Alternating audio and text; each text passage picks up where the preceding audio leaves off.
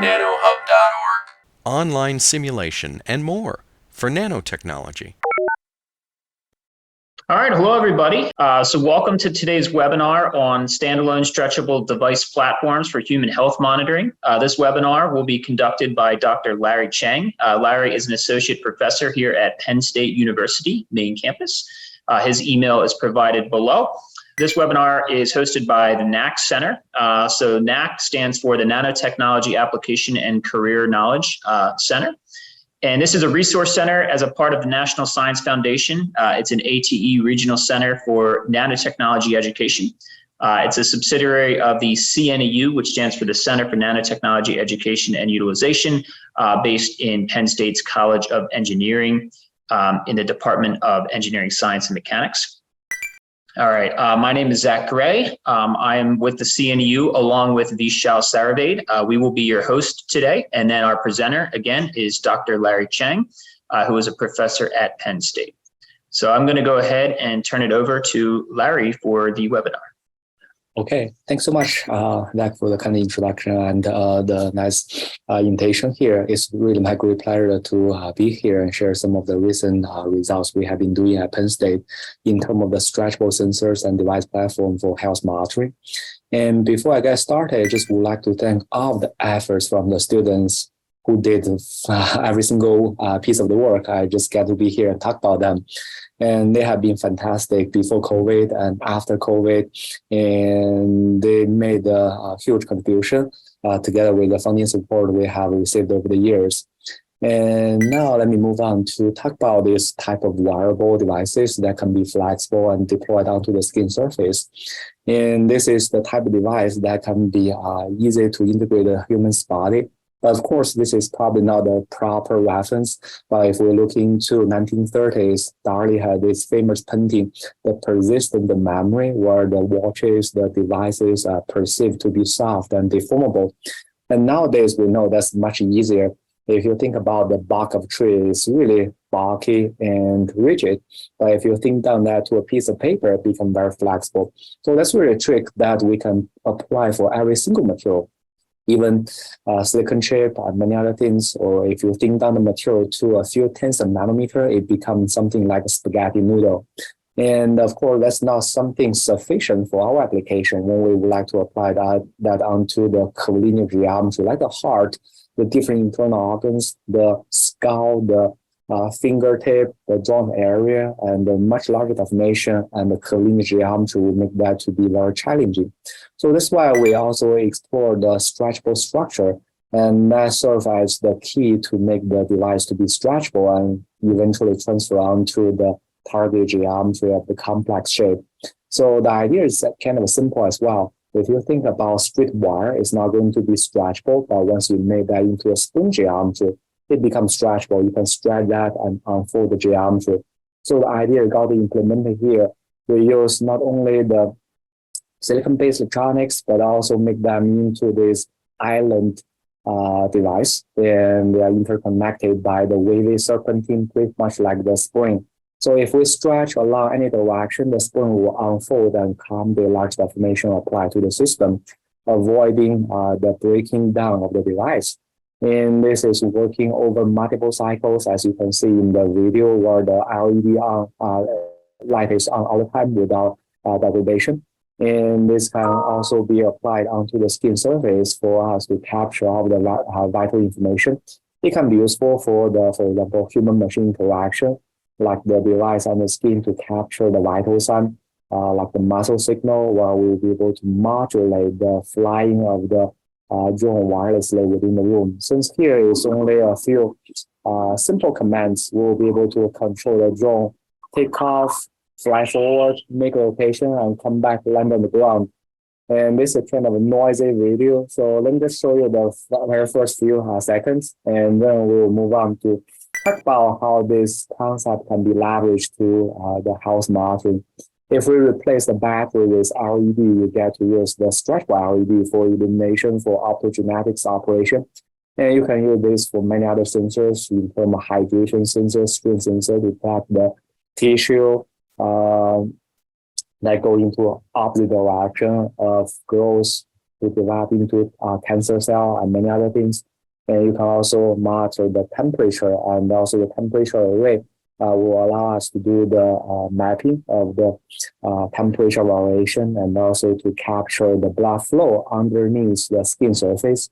And we can also reverse the electrical signal measurement through the stimulation. Then you can drive the electrical field to the thin body for the pain relief, wound healing process, and many other things like that. We can also help us to provide the stimulation so that we can combine actuation together with sensing to close the loop for the closed loop design. And that can be very useful for the future virtual reality, augmented reality. And in terms of wireless transmission, we can use both near field and long range operation.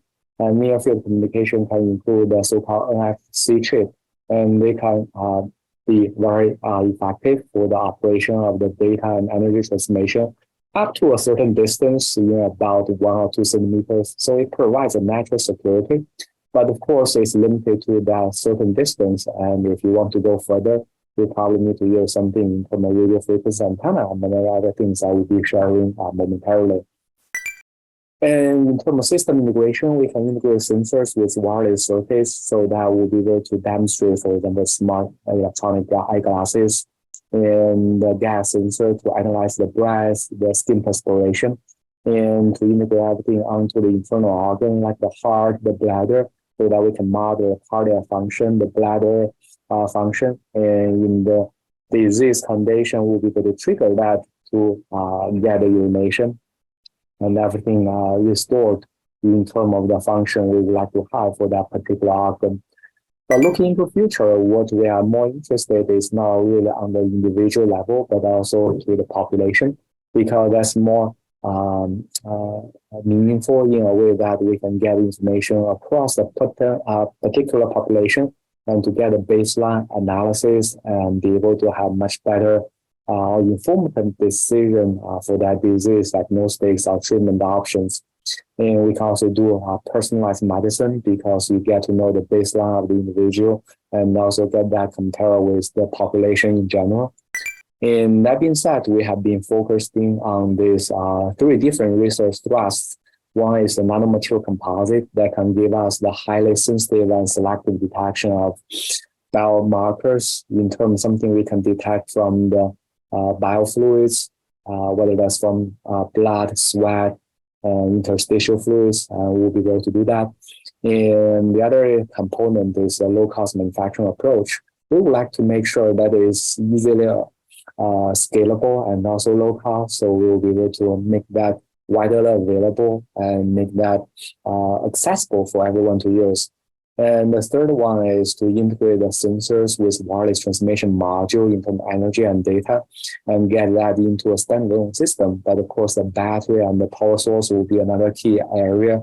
So that's why we're also working on this energy harvesting module to harvest the ambient energy so that it can be leveraged to charge up the battery supercapacitor for extended operation, or it can be useful to directly drive electronics without the need for the power battery replacement or power drainage. So that being said, let me just move on to talk about each of those one by one. So in terms of sensors, we have been working on both the biophysical and biochemical sensors. I'll just take a few as representative examples. Gas sensor is very important due to multiple reasons. In terms of health biomarker, from the skin perspiration, you can detect glucose level and many other toxic gases from the ambient environment as well. And then you can also use this to detect the local environment change to know whether the person is exposed to a target toxic gas and be able to alert that before it's too late. And accumulating information in terms of nitrogen dioxide will also help us to provide the treatment and also patient progress in terms of the time. And that's why we typically do that measurement for COPD patients, so chronic pulmonary obstructive patient, and that can be very useful for those different lung-related disease applications.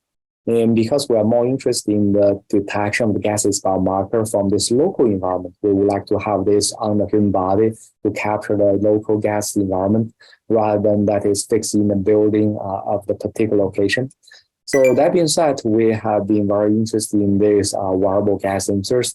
And people working in this area have been trying to look at, of course, nanoparticle because it can provide a highly sensitive detection due to the specific area that is very high. And of course, you cannot just use a single nanoparticle. Of course, that's the ideal case. The connection of that nanoparticle to the external circuits for the data collection and analysis can be very challenging. So that being said, the field is focusing on the development of the interdigitated electrode and then apply the nanomaterial across the surface and bridging the gap and be able to provide the information in terms of the gas molecule change. However, that gets to a very undesirable compromise because you would like to have a really high resolution so that you can ideally have just a few nanoparticles in between the fingers, but that can be very expensive to manufacture. And even if we have high-end manufacturing approach, that would be very expensive. So that defeat the purpose of the low-cost manufacturing. So that's on one side. On the other side, even though we would like to use this on the skin surface, a slight increase of temperature can speed up the absorption and desorption. So the detection of the gas molecule can be in real time. And this slightly increased temperature does not need to be very high, and also we can use thermal isolation to make sure that does not create an adverse effect onto the human body. And that's the reason why people typically integrate the heater to the system for the enhanced performance, but that both creates the increased complexity. So that being said, here we are going after a different approach. It's called the laser-induced graphene. And this graphene-like material is highly porous with a lot of defects. Of course, it's not ideal for the transistor application, but this defect actually provides a huge benefit for us to detect the gases biomarker due to the selective and sensitive detection of the target biomarker. And the highly porous structure with the big microstructure pores from a few micron to a few tens of micron can facilitate transport of the gas molecule, moisture through the layer. And also you get to see the smaller size, a few nanometer to a few tens of nanometer on the cellular wall. So that can also increase the sensitivity and transport of the gases biomolecule. And through that process, we'll be able to decorate the surface further with a gas-sensitive nanomaterial and be able to detect the target biomarker. And everything will be wearable, so we can apply this on the skin surface. And you probably notice a color change is to modify the surface of this interconnect region of the serpentine shape, and that further reduce the resistance from a few thousand ohms down to a few ohms. So when you pass the current to measure resistance, then you will create a huge localized temperature increase because of the Joule heating, and that eliminate the separate heater from the beginning. So everything will be simple as a single wire, but we will be able to integrate the highly sensitive detection with the heater from the self-heating. So that gives us a really nice platform to detect biomarker in terms of different gases. And we'll be able to go after nitrogen dioxide for COPD patient. And we can also go after the other VOCs in terms of those commonly used for the health condition, volatile organic compounds. And we can get all the signals transmitted and analyzed on the local smartphone or on the cloud, and that can be done either way. And of course, when we are looking at this platform, it does not need to be limited to a particular substrate. Even though this is like burning the material into carbon black, and if you tune the material laser parameters right, you will be able to get the porous graphene. But it's still limited to some of the material. So here we explore the so-called block copolymer that can be spin coated onto different substrate. So for example, the textile, different clothing, and you'll be able to create a gas sensor on this porous structure, and that can create a fully breathable gas sensor. And we can also analyze the breaths from the different patient population. That's the way we can differentiate, for example, COPD patient from the healthy individual. And of course, when we get to apply the sensor for different applications in terms of temperature detection, motion detection, some of the signal can be compounded together and creating a challenge to differentiate them, or the detection of one will be affected by the others. So that's why we're trying to go after some of the sensing application, the sensing mechanism that can help us decouple the signal. For example, one of the recent work we haven't published yet is to decouple the gas from the temperature. And this is done in a very simple manner. For example, the material encapsulated by a gas permeable layer will allow the gas to transport. But if you encapsulate that with the gas impermeable layer, and that can block the gas and only sensitive to the temperature. But if you use our self-heating and heat up the material, and then the ambient temperature variation will have minimum effect on the strings on the gas sensor.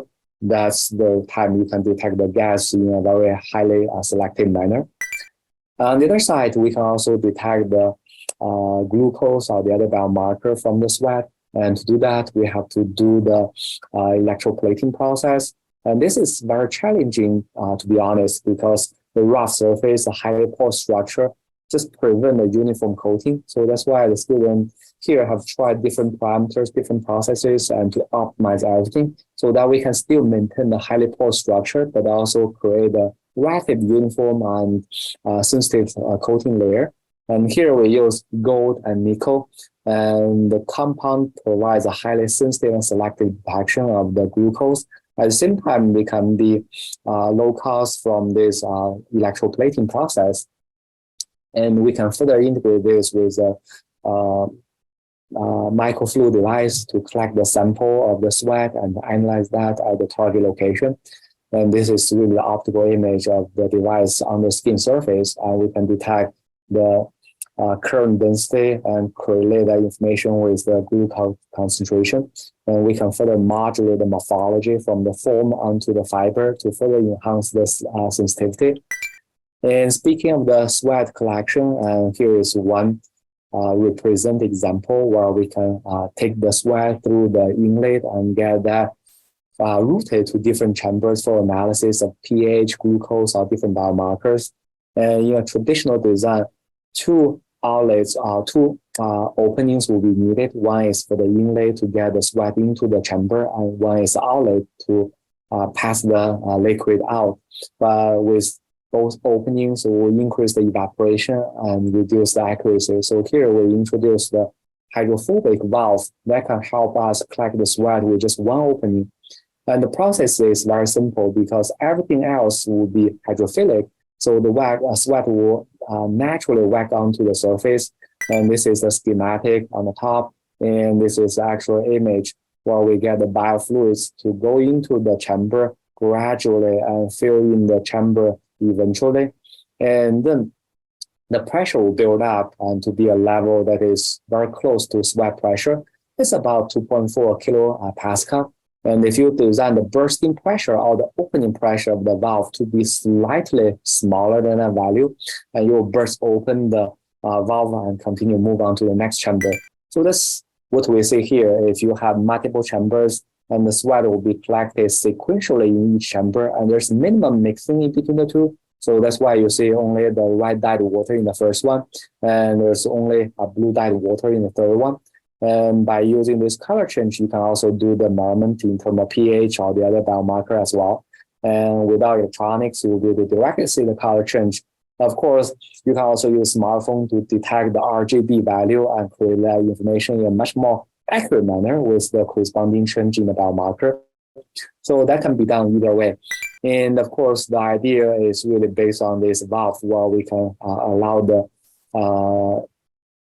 collection of the sweat, but also pass the gas outside, and that avoids the accumulation of the pressure and be able to allow a successful collection of the sweat. So this is also a cartoon we created to help the younger generation understand how this is working and also be able to stimulate their interest in the STEM education.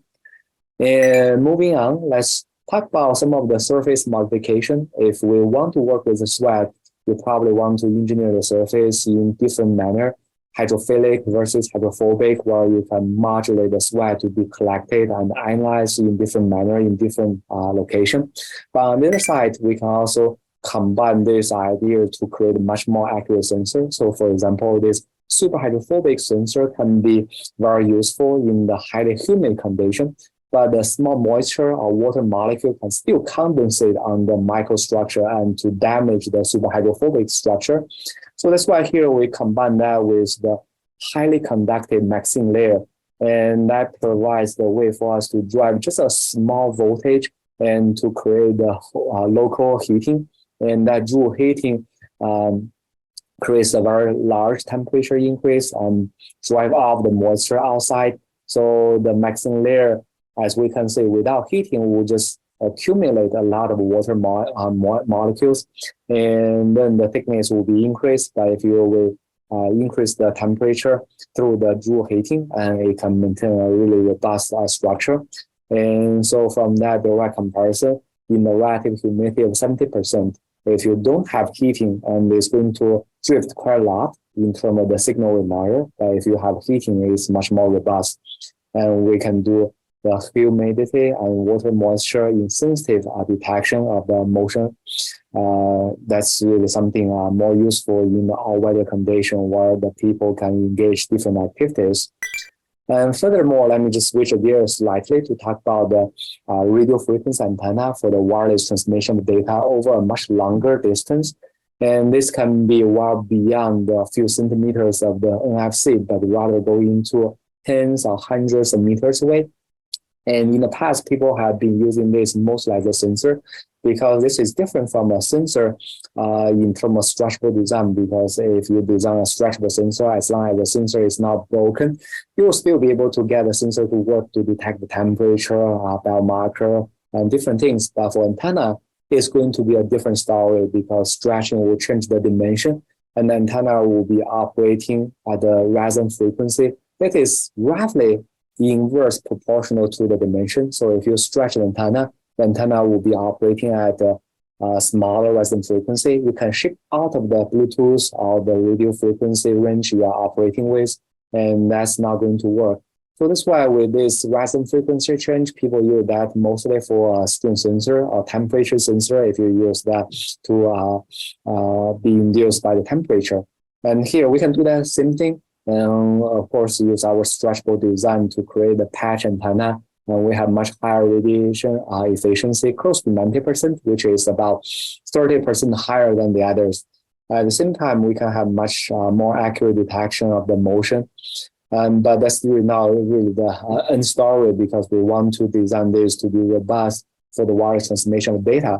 So that's why we are trying to look at different designs and to replace the top arc with the serpentine, but it's working in a different way. And the resonant frequency, as we can observe here, one is increasing with deformation and the other is decreasing. So that's the initial time my students were thinking whether we can combine the two.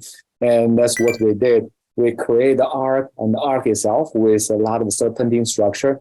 And we have a much smaller variation, but still is not constant. And that's not helpful to the end application we have in mind, but rather here, we can actually modulate the structure from one arc to a 3D arc with two arcs. So here, just help us open up the opportunity for a 3D antenna, because a small variation in the shape can actually help us modulate the radiation property of the antenna drastically. So here we're able to demonstrate the sensitive detection of the magnitude, which doesn't matter, but the resonant frequency is not changing with the stretching level. So that gives us a really nice band for the wireless transmission of the data energy. And we can modulate the resonant frequency we work with in terms of pre-stretch we used to create this arc, or we can apply this on different body location. You can modulate the resonant frequency through the size. And through the size design, we can modulate that to be around 2.4 gigahertz. And that's the band for the Bluetooth and Wi-Fi. And we can use that to transmit the data or energy. So in one example, we did transmit the energy from the transmitter on the human body to a receiver that is on a moving vehicle. And you can do that on the other side as well. You can transmit energy from a moving vehicle to the human body.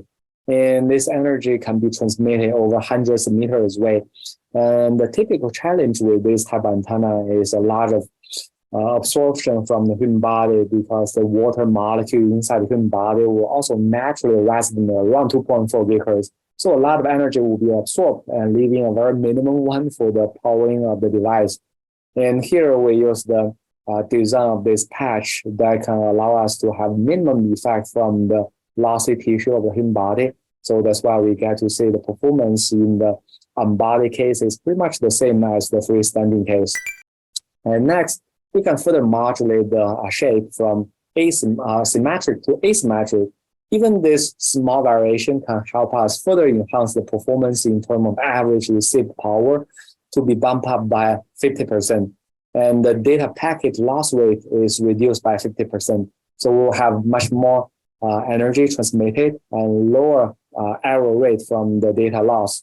And we can attribute that to the enhanced gain. So this is a way to characterize the performance of antenna.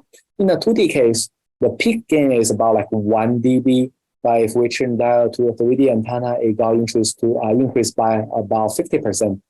But if you further change that from symmetric to asymmetric design, the peak gain got increased by another 100%. So that's really the reason why we were able to achieve even better performance with a small change in the shape. And of course, we are now explored all the parameter space in the 3D antenna, but this opens up the totally new area for us to explore in terms of 3D antenna. You can do a lot of different designs and be able to further enhance the performance way beyond what we are demonstrating here. And furthermore, we can harvest the energy, because the radio frequency energy in the ambient environment will be something can be very useful. If you don't use them, they will just be wasted. So we combine the radio frequency antenna with a rectifier. They can rectify the AC type of energy into a DC power. And we can use that one to charge a supercapacitor or capacitor in this case. And the capacitor can provide energy for the device. And so this is the actual demonstration to use that charging for the supercapacitor. And the charged supercapacitor can provide a stable energy source for the devices or sensors to detect, for example, the pulse from the human body. And we can have this continuous moment of the pulse signal without a need to worry about the battery replacement. And further, we can design the antenna that is not only going to operate stably, but also very wideband, because energy we combined together over this band can be integrated together to further enhance the energy conversion efficiency. So this is the simple demonstration of the radio frequency antenna combined with the other devices. And we have combined that energy to go through the rectifier and then be able to get that information into a DC power. And this is a quick demonstration with the energy emitted from microwave oven. So it's ultra small. So the input power is probably around 1 microwatt. And this is much lower than the other energy sources. But we were able to harvest energy at an efficiency about like 5 to 10%. And this is not that dramatic if you look at the number alone, but the theoretical limit to this conversion is about 0.3%, because the bar diodes is not even turned on in most of the cases. So that's why here the wideband antenna is super helpful. It can combine all the energy that are small, but to integrate them together to get a much higher energy. So if we are looking at the energy spectrum from the microwave oven, from the hotspot of the smartphone, and we'll be able to say it's not really at a single peak, but rather with energy distributed around it. So when we have the wideband, we can combine all the energy together and harvest that into a DC power like 0.3, 0.4 volt from the environment. And it can also harvest energy from this Wi-Fi or the hotspot of the smartphone.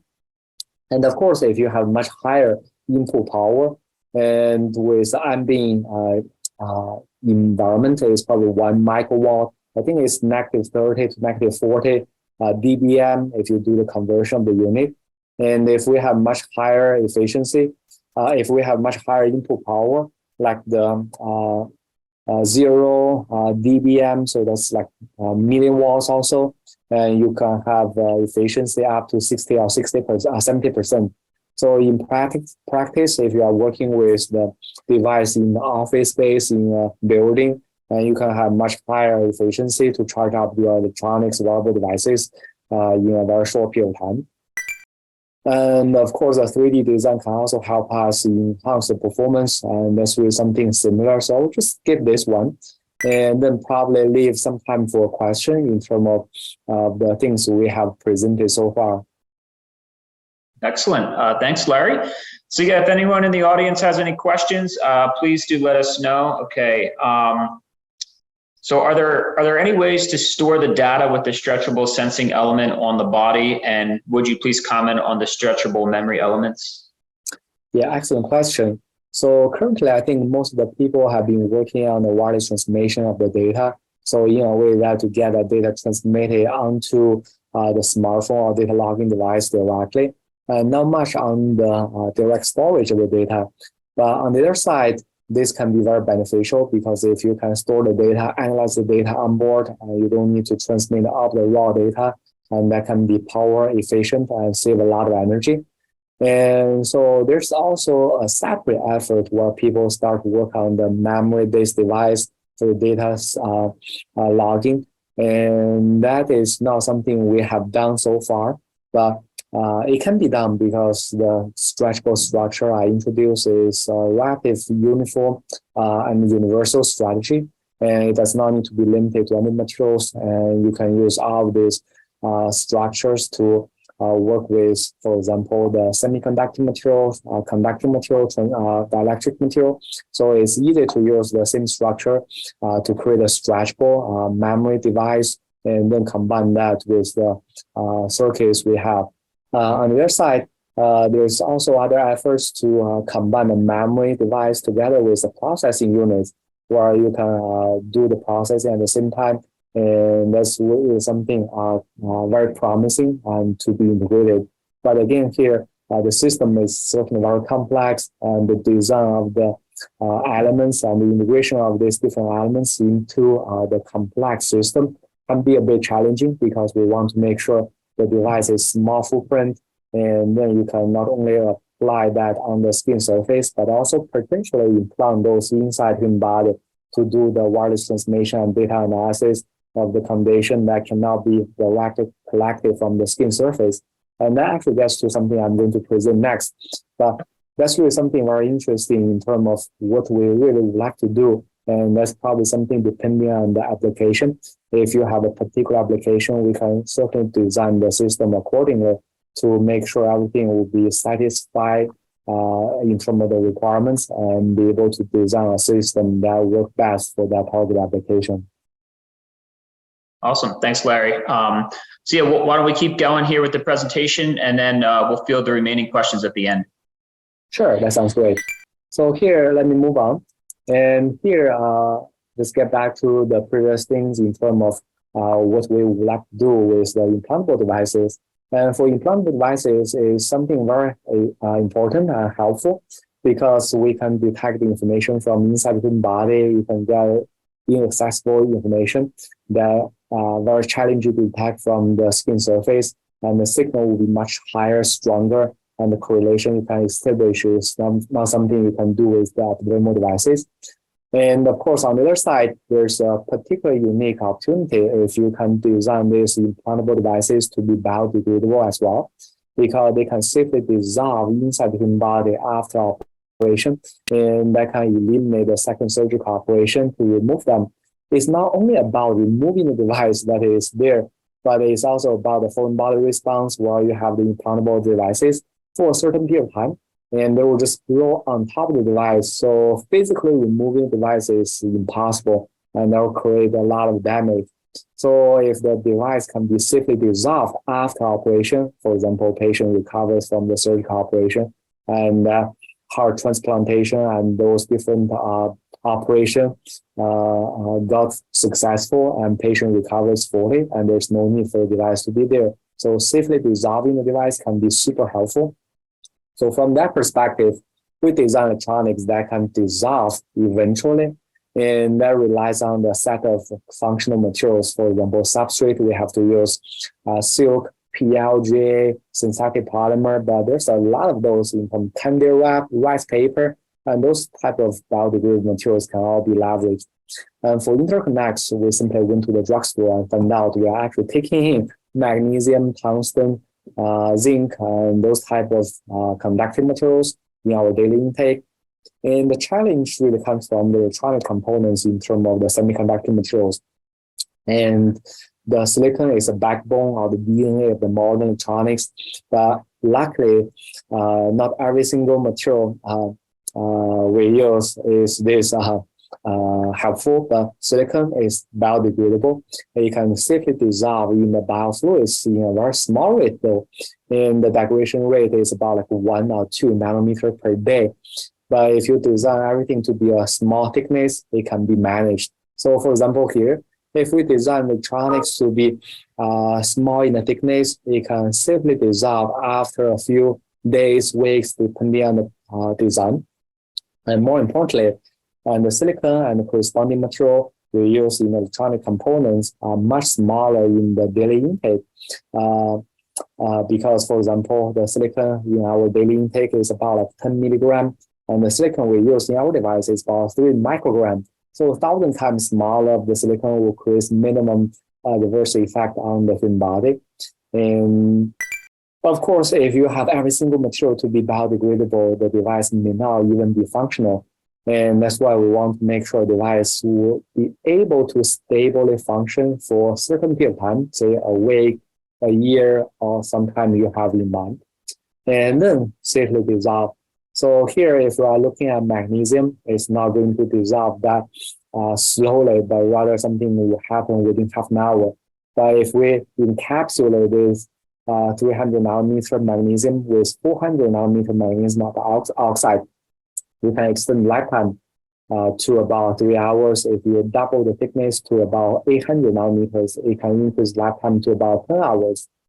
But of course, that's not really something sufficient for many of the applications. So we can further engineer the overcoat from the silk. It's pretty much like the rain jacket, and you put onto the device, and that will protect the device for even longer time. And for example, 5 days, that's probably sufficient for many of the surgical operation where a patient will recover.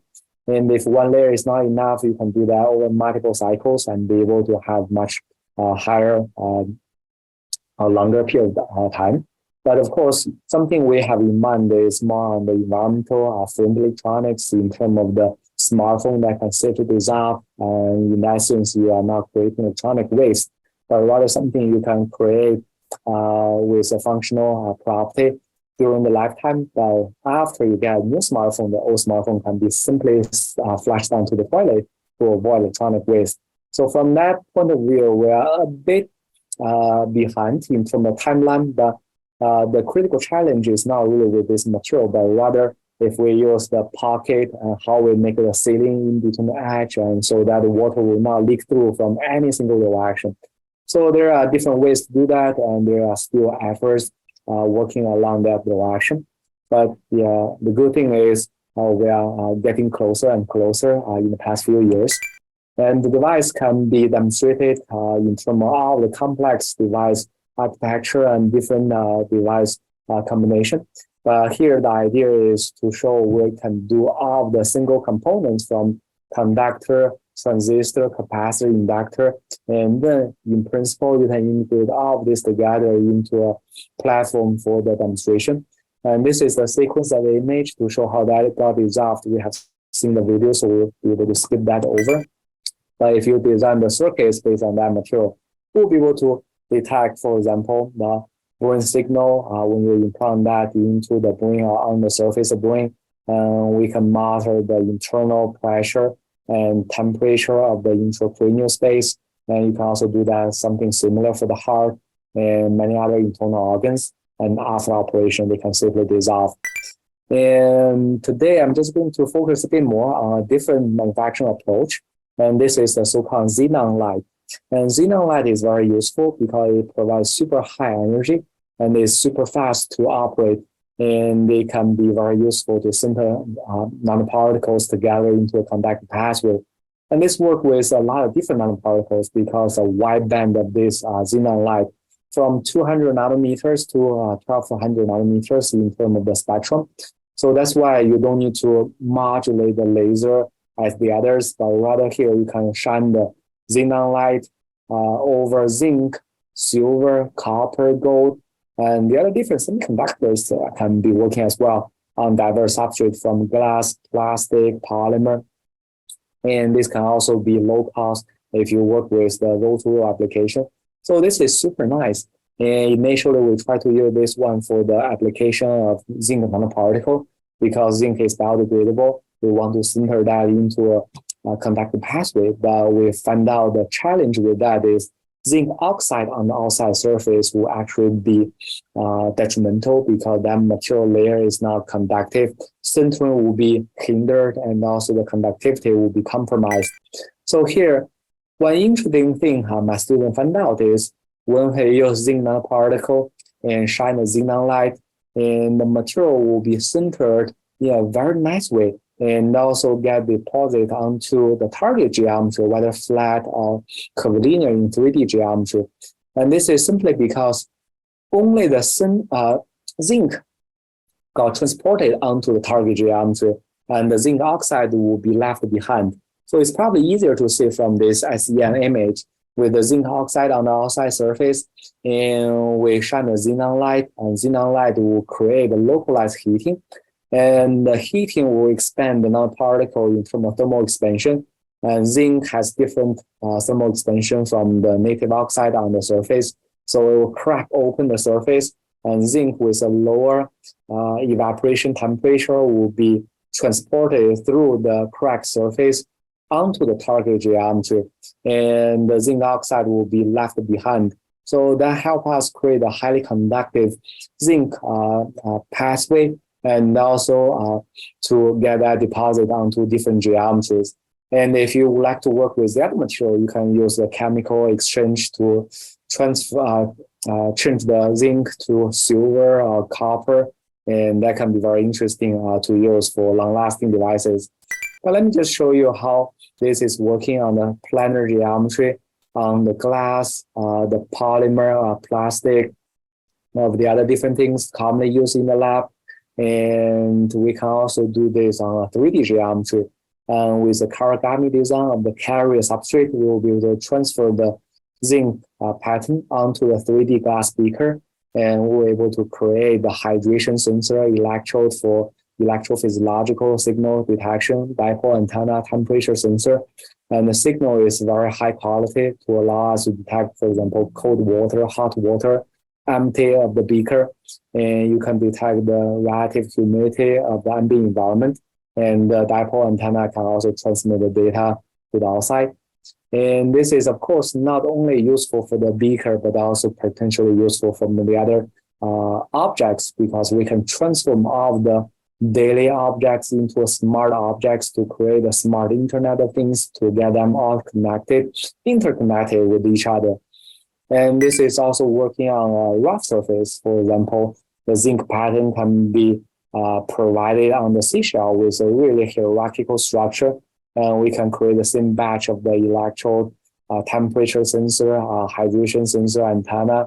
And here we also create a gas sensor to detect the nitrogen dioxide. And I didn't have the time to go into all the detail, but if you're interested, feel free to check out the corresponding reference here. But let me just move on to show what we can do with some of the 3D devices. One simple demonstration is to have that electrode on a 3D petri dish. And here we try to use that one to showcase the idea of electrical impedance tomography. That's going to be complemented with the MRI is super high spatial resolution, but very slow to obtain. And here EIT is much higher in the temporal resolution. We can do imaging about 1,000 frames per second. So that's why in the future, we try to use this one for the early screening and then prompt the corresponding patient for the MRI for the later diagnostic confirmation. But here is the simple demonstration where we have the petri dish with chicken meat. And then if you take out the chicken meat from the Petri dish, you can immediately see the video capturing that event, and you can do another one, and you'll be able to see that to emerge on the computer screen. And then putting them back, you'll be able to see the recovery of the signal. So that's a quick demonstration of this EIT. And then moving on to some of the demonstration of the device level. From the single sensor, we can move on to the sensor network. So on different body areas, and to help us create the body area sensor network. And from that perspective, we try to integrate the sensor with the wireless transmission unit. And the particular thing in this work is to have everything fabricated through a very simple manufacturing approach.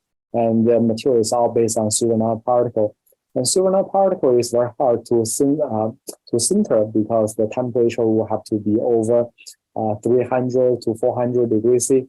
And here we use a sintering 8 layer with different non-composite material inside. And we try different things again, and that are provided in the paper.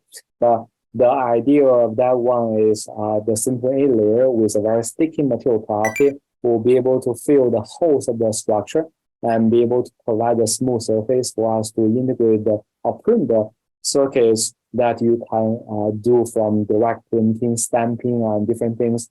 On the other side, the silver nanoparticles printed on the surface will be able to interact with the nanocomposite in the sintering 8 layer. And this is done through what we thought of as a solid state diffusion. And the silver nanoparticle will be interacting with this nanocomposite through a very thin layer of the geometry.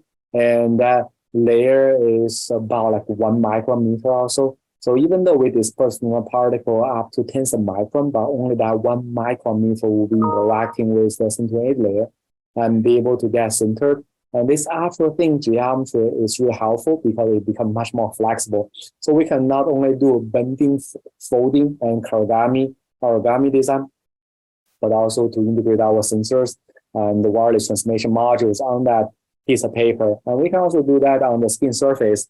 And this is actually very simple. We can use, for example, printing, stamping on the texture skin surface. Of course, this ink will have a lot of solvent inside. So to evaporate that, we simply use a hair dryer, and then you can evaporate solvent and leaving the nanoparticle-based device on the skin surface. And the sensor we can do include temperature sensor, hydration sensor, blood oxygen detection. And this all provide a performance comparable to the commercial counterparts. And more importantly, we can even do better in this electrophysiological sensing in terms of ECG, EKG, EEG, because the contact impedance got reduced at a very small frequency range. And we can have even better signal-noise ratio due to a good contact quality, and have a better performance and robust performance against motion artifact. So for example, if we have the motion artifact from stretching, deformation, twisting of the skin, and the signal will be distorted with the commercial gel electrode. And that's why patient will have to be immobilized on the hospital bed without the possibility to move. And for our sensor, patient or individual can engage in different activities while still be able to collect the signal altogether. And we can integrate this sensor from with the other modules in terms of drug delivery, electrochemical sensor, and electrical stimulation. And this can also be designed to be waterproof, so that we'll be able to detect the signal in the air and also underwater conditions.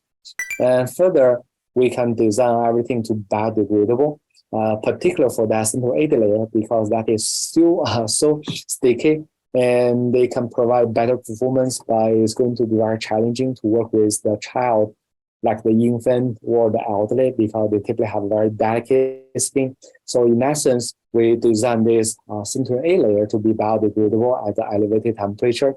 So if you wash that in a warm water flow or in a hot shower, it can be washed away, and you don't need to worry about damage on the skin surface. Looking into the future, we are trying to integrate the sensors with wireless transmission module together with the energy harvesting unit to provide a standalone system. So in a few present demonstrations, we combine, for example, the triboelectric nanogenerator with the supercapacitor, and here the stretchable micro supercapacitor, and we can harvest energy from different motion. For example, when Mulan is practicing a martial art or when we are doing different activities, and that activity will create the kinetic motion, kinetic energy, but that's not really continuously output. So we can harvest energy and store that energy in the stable energy source in terms of supercapacitor, and then use that one to drive the strength sensor, electrochemical sensor.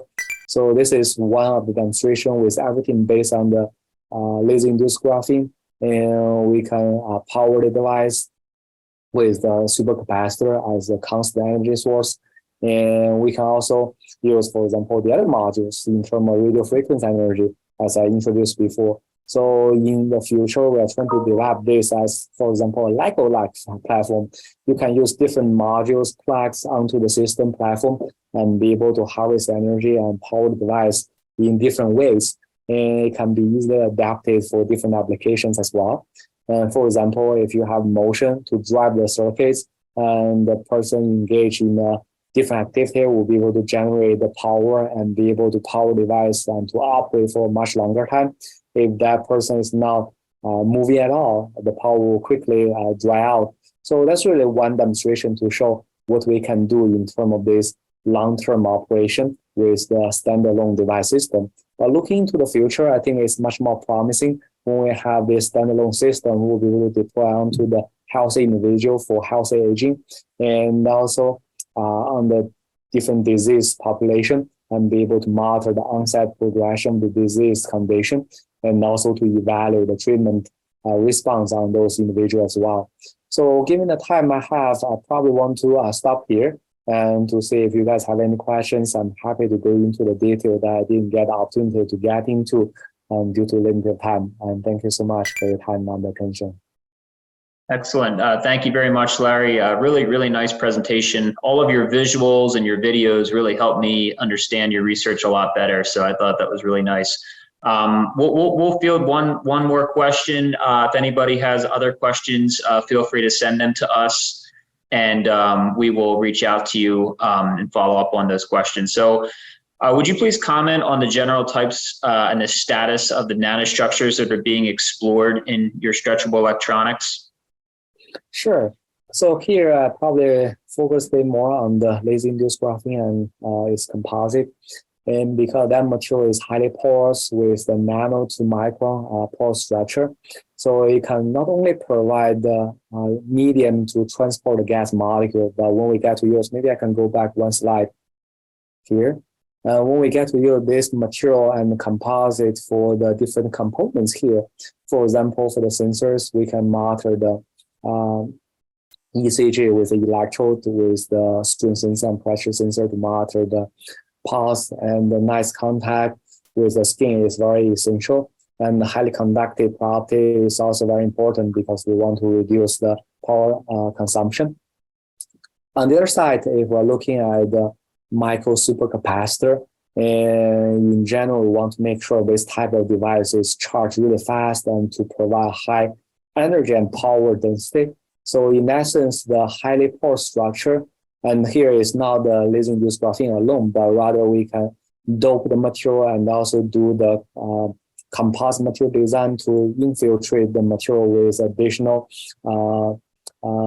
decoration. And for example, metal oxide and the other type of nanomaterials can be integrated onto the platform. But in general, the 3D scaffold provides a really high transport speed in terms of the ions and the electrons, so the charging can be really fast. And with the 3D porous structure, it can provide ample site for the charge storage, and so that inside the energy and the power density can be higher when compared with some of the solid materials. On the other side, the triboelectric nanogenerator. So for that one, we want to make sure the charge separation and transport from the positive to negative can be fast, and also to have a really high voltage and power output. So the power structure of this laser-induced graphene composite is helpful here. But again, it does not need to be limited to the pore structure of the laser-induced graphene, but it can also be the others. And for example, the other type of nanomaterial that are growth or synthesized from different matters can be very useful as well. It really depends on, for example, what's the particular application and any particular nanomaterial with different properties. For example, sensing properties, if we want to go after the other type of biomarker I mentioned, for example, glucose, lactate, and if you want to monitor the mental health, you probably want to detect the cortisol. If you want to go after the infection, you can detect cytokines. And so all of those things can be detected if you have a proper probe. So if you have just this nanomaterial in terms of laser-induced graphene, it's not going to work because it does not provide a highly selective detection. So that's why we are also trying to modify the material with the corresponding probe to design that composite in a correct manner. So that's why we are trying to integrate, for example, enzymes, aptamers, and some of those molecular traces that can selectively bound to the target molecule. And that's really something very useful because here, as you probably noticed, we integrate the gold on the surface of laser-induced graphene. And gold field linkage can actually help us to directly bound the material with the aptamer. So the aptamer-based sensor can be easily realized with this device. But of course, that's certainly not to be limited by these certain materials. But other materials with different structures or different type of materials directly integrated can be very helpful as well. Excellent. Thanks, Larry. Thank you all and have a great day.